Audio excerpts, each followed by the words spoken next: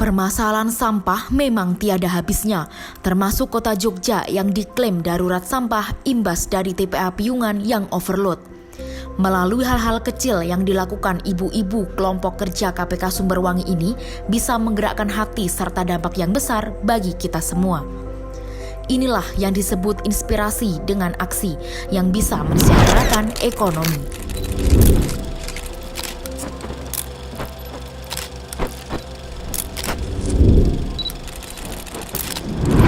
Jogja bukan hanya dikenal sebagai kota gudeg, tetapi sumber daya manusianya yang kaya akan seni hingga mampu menghasilkan kerajinan dari limbah sampah.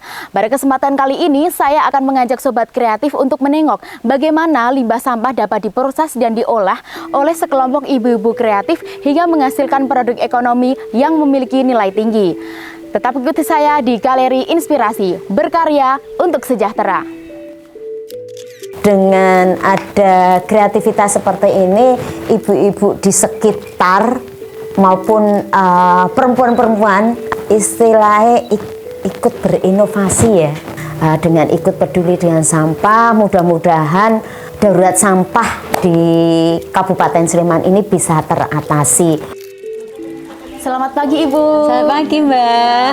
Nah Sobat Kreatif, saat ini saya sedang bersama dengan Ibu Siti Nurhayati. Beliau ini merupakan Ketua Kelompok Perempuan Kreatif PKK Sumberwangi Sumberharjo yang membidangi keterampilan kriya limbah. Nah Bu, ini Sobat Kreatif sudah penasaran Bu, bagaimana sih Bu limbah sampah bisa diolah menjadi produk seni yang mempunyai nilai tinggi?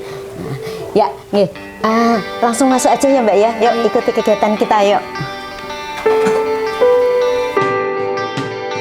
Assalamualaikum warahmatullahi wabarakatuh. Nama saya Bu Siti Nurhayati. Saya Ketua Pokja 2 PKK Kelurahan Sumberharjo, di mana Pokja 2 itu sendiri meliputi 1 yaitu pendidikan, 2 keterampilan, 3 yaitu kehidupan berkoperasi. Awal mula berdirinya kelompok perempuan kreatif Sumberwangi ini yaitu pertama waktu itu di Kelurahan Sumberharjo kita ada darurat sampah. Nah, di mana sampah-sampah itu di TPA Piungan itu baru ditutup. Akhirnya kita dari teman-teman Pokja 2 yaitu di KPK Sumberharjo itu punya ide bagaimana caranya sampah-sampah ini dari yang tidak berguna menjadi barang yang berguna. Akhirnya kita memilah sampah dari sampah-sampah yang organik maupun non-organik. Kalau yang organik kita buat pupuk, terus untuk yang non-organik kita buat agar barang-barang tersebut ada nilai jualnya. Untuk pertama kita memilah sampah dulu.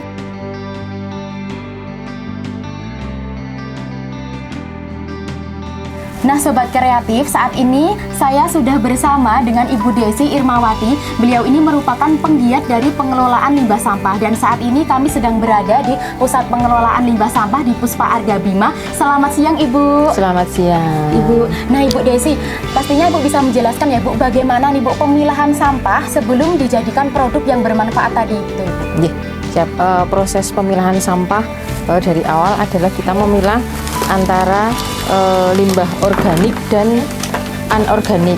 Nah, kemudian langkah selanjutnya akan dibuat menjadi kerajinan dengan sampel seperti ini. Siap. Nah ini Sobat Kreatif bisa dilihat, ini hasil dari pemilahan sampah yang sudah dilakukan oleh ibu-ibu sekalian, juga dari Ibu Desi. Dan ini dia hasilnya dari limbah-limbah yang sudah dikumpulkan dengan mengumpulkan sampah organik dan juga anorganik. Begitu ya Ibu? Iya, betul.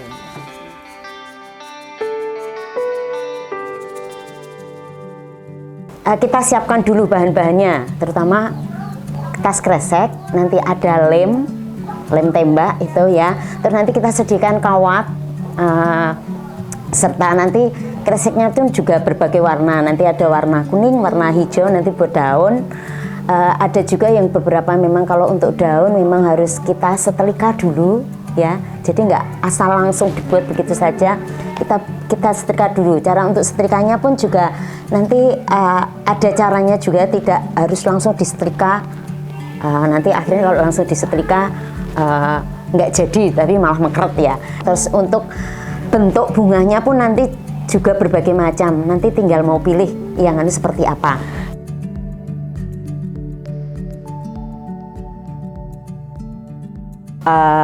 Pertama kali kita membuat memang belum begitu banyak ya Mbak ya, karena memang kita waktu itu berdiri masih tahun 1 Januari 2020. Kita memang untuk sementara kita produksi dulu, memang promosinya pun juga pelan-pelan, apalagi waktu itu terus kita COVID ya, kita mau kemana-mana juga waktu itu juga tidak diperbolehkan. Akhirnya yaitu terus yuk bikin sesuatu yang menarik lah. Itu pelan-pelan kita promosikan. Untuk satu pot itu ada yang kita hargai 35.000, ada yang 45.000, ada yang 50-an ke atas. Tinggal nanti bentuk atau mungkin tingkat kesulitannya. Nah, anunya seperti itu. Jadi untuk awal-awal mula tahun-tahun pertama kita memang belum begitu banyak, masih sekitar 1 jutaan. Sempat juga beberapa kita bikin kayak kalau mau sosialisasi langsung kan waktu itu terus gak bisa Mas. Akhirnya ya cuma kita videoin anunya seperti ini, tapi juga tidak keseluruhan seperti ini. Lah akhirnya itu tadi untuk ini kan masuk yang ke tahun ketiga ya. Ya untuk omsetnya memang agak lumayan juga.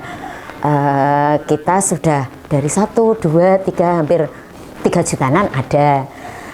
Untuk kedepannya memang kita masih harus banyak belajar juga nggih.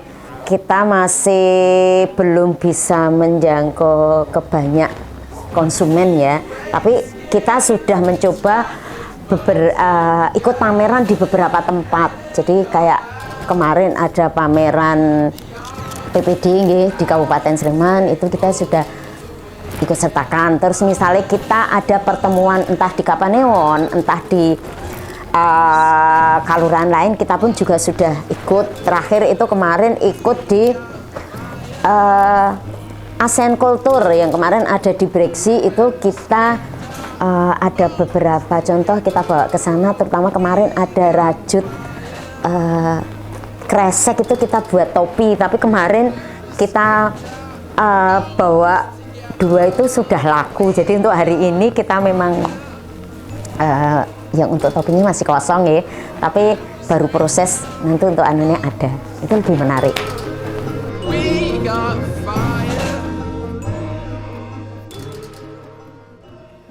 Untuk dampak di ekonomi kita, terutama untuk kelompok kita sangat bagus sekali, karena dengan adanya kriya limbah ini yang kita buat dari bunga-bunga ini, dampak di ekonominya sangat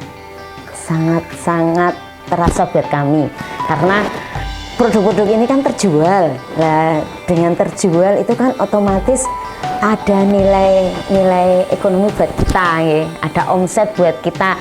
Jadi kita juga bisa semakin semangat untuk membuat karya yang lebih bervariasi lagi, agar nanti dengan karya ini omset ataupun mungkin nilai jual itu bisa menambah pendapatan keluarga, terutama untuk ibu-ibu iso nggo tambah tuku sayur, iso nggo jajan buat anak-anak kita, iso dinggo sangu sekolah. Harapan kita untuk masyarakat pun juga bisa ikut peduli dengan sampah tersebut ya. Dengan ikut peduli dengan sampah, mudah-mudahan darurat sampah di Kabupaten Sleman ini bisa teratasi. Walaupun mungkin gerakan kita hanya kecil ya, sebagian kecil, mudah-mudahan bisa bermanfaat buat masyarakat, terutama di Sumberharjo dan masyarakat pada umumnya. Enggak teman-teman, kalau ada yang mau pesan dengan kriya limbah kita, itu bisa menghubungi ke nomor WA 08179412520, atau bisa buka di IG, Facebook, ataupun TikTok Siti Nurhayati. Gitu, terima kasih. Nah Sobat Kreatif, dari kegiatan yang telah dilakukan oleh ibu-ibu PKK Sumberwangi Sumberharjo ini bisa menjadikan kita sebagai generasi penerus dan juga masyarakat nih, bahwa sampah yang dianggap sepele dan juga tidak berguna bisa menjadi rupiah yang bernilai berkah. Galeri Inspirasi berkah.